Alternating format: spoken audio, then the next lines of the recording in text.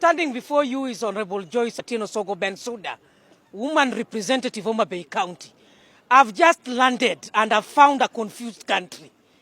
I'm shocked that I don't know where to take the mantle from. I've walked into the parliament and I've seen even sittings there are contrary to the way it's supposed to be. We are fooling Kenyans. I'm seeing Kenya Kwanza today have occupied spaces for Azimio. What is it that they're trying to demonstrate? As I was coming to parliament, I've seen heavy security roadblocks. What is wrong in this country? I'm from Namibia, where we were moving smoothly. I came here knowing very well that debate on finance bill was going to run 2 weeks. What was the rush? A question to ask. What is it that leaders cannot be honest? The 13th parliament is not being truthful as to why we were elected. I've also heard before I left the country, when even members of the government were complaining that they don't know how to dodge, themselves they are under captivity. They cannot be open. Some of them even complained and confirmed that they were whipped to State House so that they are able to make sure that it is yes. I was shocked to read in the social media.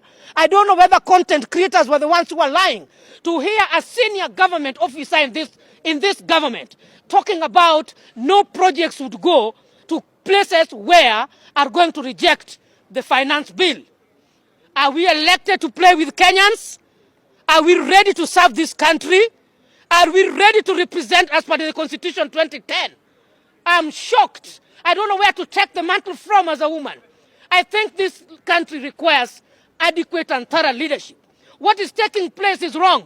As a project planner, what ought to have come first, in my own view, he was the one who was driving this mantle. The Debt and Privatization Committee was supposed to table for this country what is the level and the state of this country in terms of loans, in terms of guarantees given.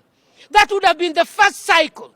The second cycle now was supposed to be the budget to be read, that which I've found being read in Parliament with a section of legislatures.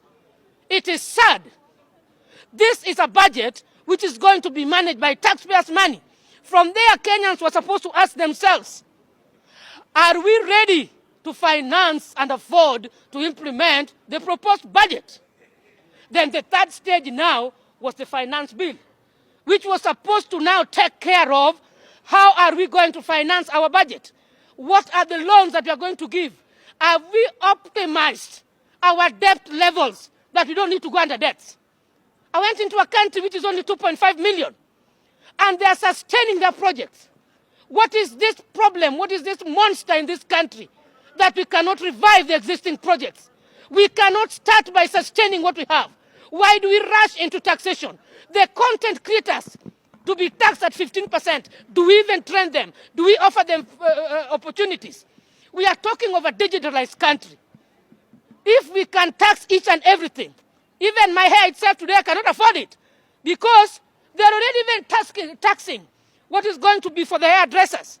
This is a nation that requires rigorous advocacy and true leadership. At this pace, I don't know where we are heading to. This is a country that requires real prayers. We are lost, and that's what I can say. We must come out from being lost. 1.5% tax, housing levy. I don't even want to hear that. Whether it is 0.1%, I'm not taking it up. Why? Remember, I'm a primary school teacher. I took loan during that time and built my house. Teachers are organized people. Even I was waiting to represent my teachers. What was this rush of voting yesterday? What was this rush? What was this rush? What is it that we were feeling yesterday at night?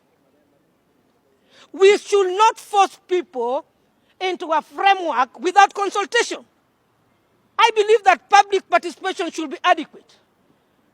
This finance bill did not undergo a relevant and secure public participation. The Kenyans are just getting glimpses of it. How do you tax somebody who's already having a thatched greenhouse and is comfortable doing agriculture at home? Then you keep on talking of many things, zero rating exempt, zero rating exempt, zero rating exempt. What are you talking about? It is a pity. There are people who have retired, they're old. Will they be coming to Nairobi here and many places to secure for their rental collection? Even we are told that even the houses after they are being built, they are going to be subjected into tax, that somebody is going to be put to collect your money. How is it going to benefit me? People are supposed to be staying different places and advancing.